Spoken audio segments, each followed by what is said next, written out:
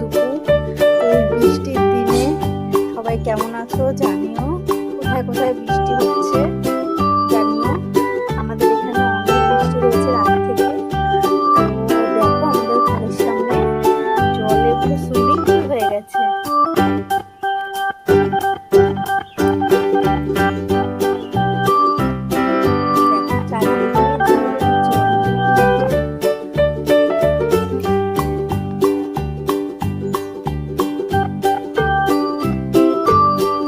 জলের মধ্যেই সব কাজবাজ আর আমার এই ছোট্ট বিড়াল বাচ্চাগুলো বাইরে বেরোতে পারছে না,